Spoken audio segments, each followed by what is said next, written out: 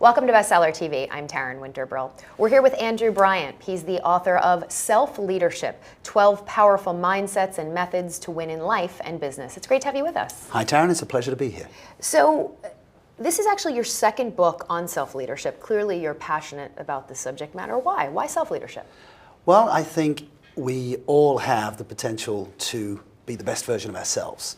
Unfortunately, we don't get the handbook when we're born on how to be the best version of ourselves. And we get born with a whole bunch of frames of mind from our parents, our culture. And so self-leadership frees you up to choose how you want to be as a human being and to be successful in your life. Okay, so let's just back up. So if someone said to you, Andrew, what is self-leadership? It's the title of your book. How do you define it? Well, I wrote a book in 2012 with Dr. Anna Kazan, and we defined self-leadership as the practice of intentionally influencing your thinking, feeling, and actions towards your objectives. Okay, so how do you do that? That's what the 12 powerful mindsets and methods encompass? They are. So Okay. You have to have self-awareness to know what your existing mindsets or frames of mind already are. So self-leadership starts with that self-awareness. And with that, then you can become intentional about what it is you want to achieve. So who is this book for then, as you were writing it? Who is the ultimate reader? Is this for someone who's already a leader, is trying to become a leader? Is this for someone who is reporting to a leader? The answer is yes, both of Okay. those. I love when I ask a question, or, and you go, yes. Yes, I could have stopped there. Yes, Right. and. Uh-huh. So I'm a coach to senior leaders, and they all need to develop self-leadership. Often somebody gets to a leadership position and then hits a glass ceiling because what got them there won't get them to the next level. They hit that barrier. So they need some self-awareness to break through that. The function of leadership is not to create more followers, but to create more leaders. So many of the leaders I coach then use my book or these methodologies to bring up their team, to increase their leadership bandwidth. Okay, right, because I said to you off camera before we started, when I first saw the book, I thought to myself a little bit of an oxymoron, because leadership to me is leading others, but the word self in there seemed like an introspective concept. So how do you combine self with being a leader? Well, leadership starts with self. You can't lead somebody else if you're not leading yourself. Do as I say, not as I do. Right. And so self-leadership is the core. I mean, we know we have dysfunctional leaders. We know the growth of a company is completely limited by a dysfunctional leader.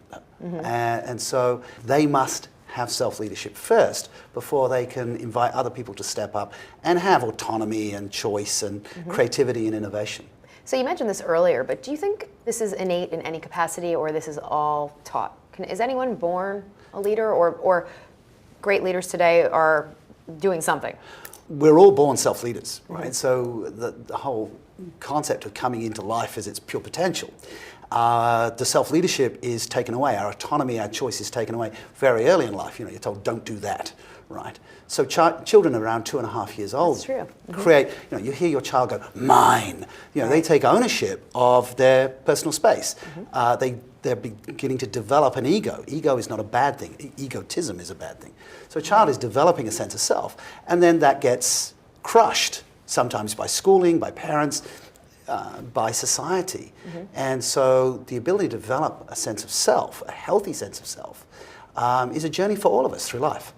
So how are the two books different? Do they follow, or are they separate entities? They're the same concept from a different angle. The first book I wrote in 2012 with Dr. Anna Kazan is the textbook. In fact, it's used on some MBA programs. It's our research on self-leadership, which is an evolution from self-management. So we get to define the concept.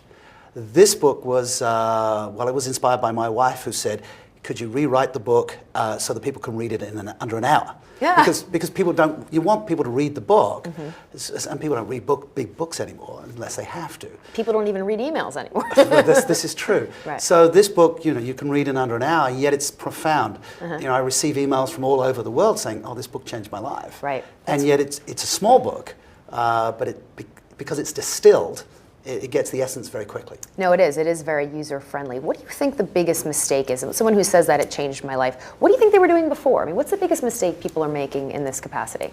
Well, it's very easy to spot the absence of self-leadership. It's blame. It's the victim mindset. It's being random or oblivious to how you're interacting with the world. So very easy.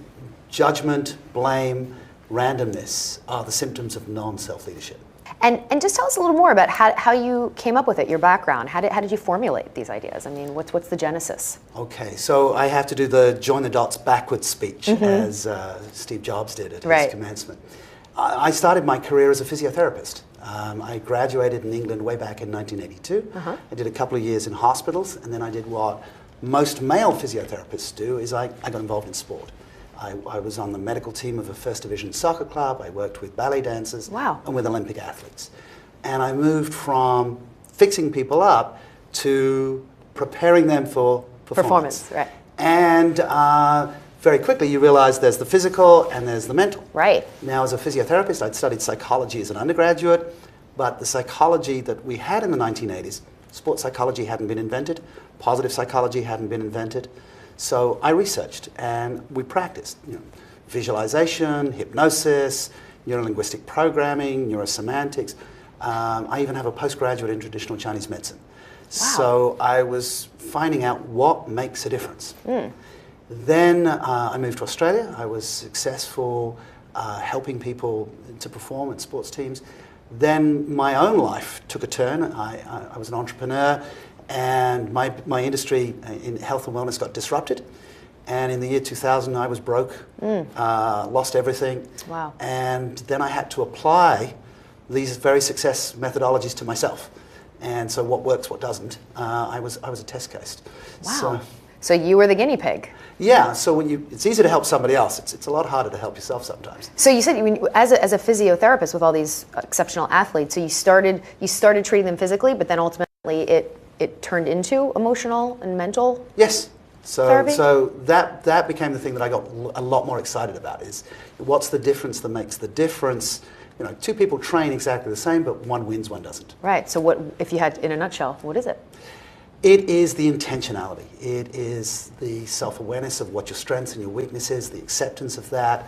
It's self-confidence, and something that we talk about in the book called self-efficacy, the self-belief to try something new.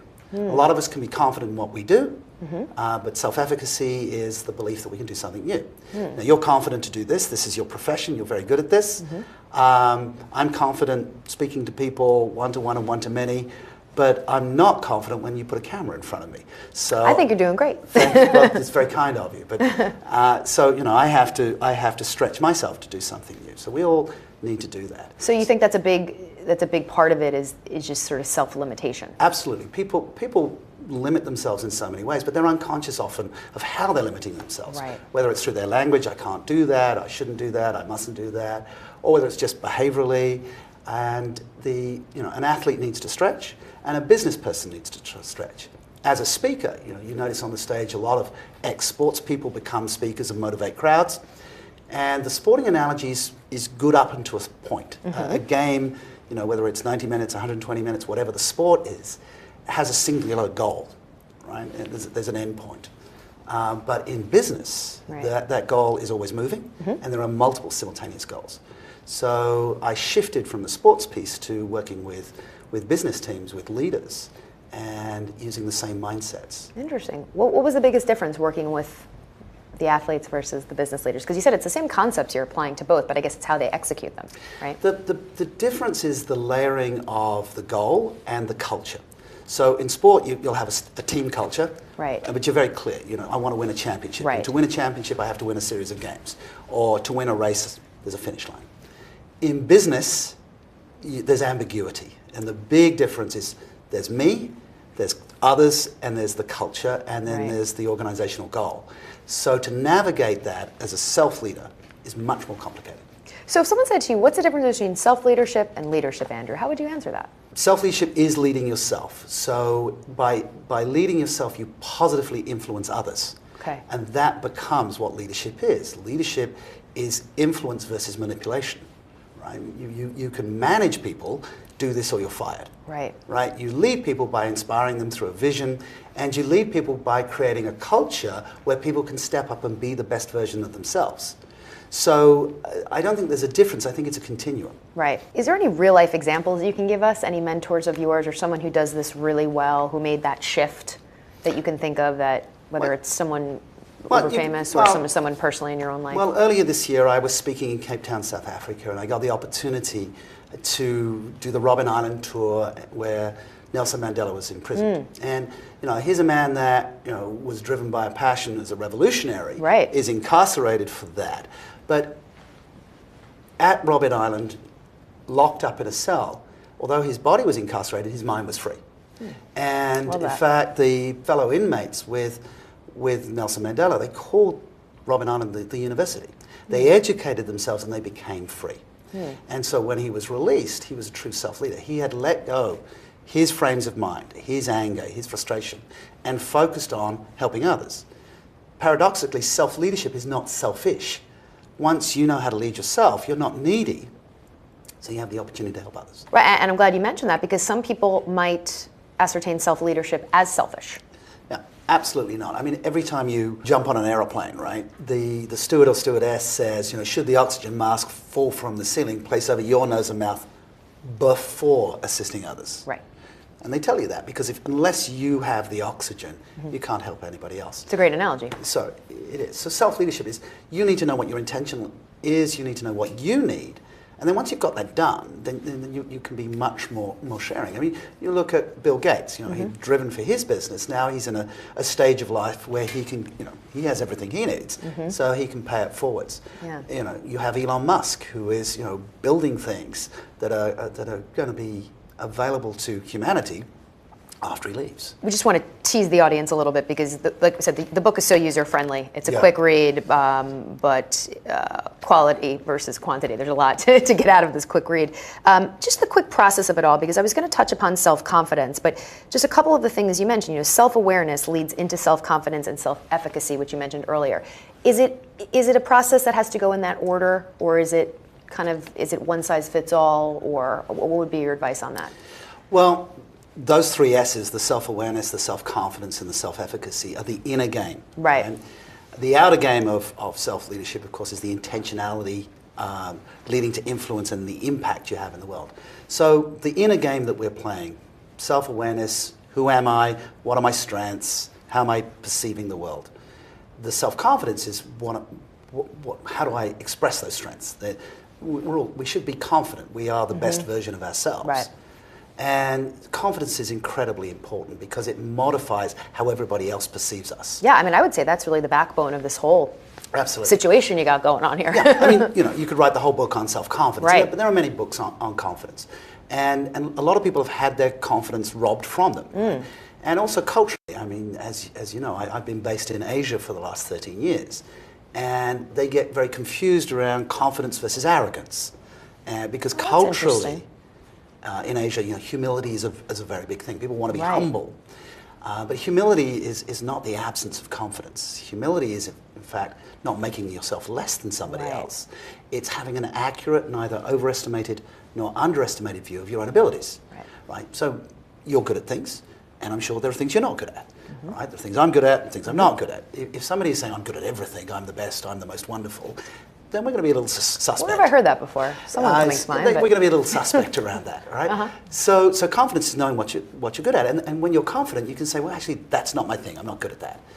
Right? So with that self-awareness, you can be confident, and then there's no arrogance in that because you're being accurate. Yeah. If you've done it, Right. it's not bragging, right? I'm glad you mentioned Singapore because you've been living in Singapore for the last 13 years. Yes. Is that right? Fascinating. How has that impacted your view on the subject matter? Well, it's great. I'm English by birth, and then I traveled to Australia, and then moving to Asia. It totally broadens my horizons because I live in Singapore, but I travel across Asia, and you get to know that nobody has, a monopoly on a world viewpoint, right? East versus West. Well, the truth is somewhere in the middle. It shows just different people have just equally valid ways of looking at the world. So it's fantastic, traveling to China or Thailand or Vietnam or India and seeing how different people approach life. You also get to see how impactful culture is on what people believe is possible for themselves. Sure.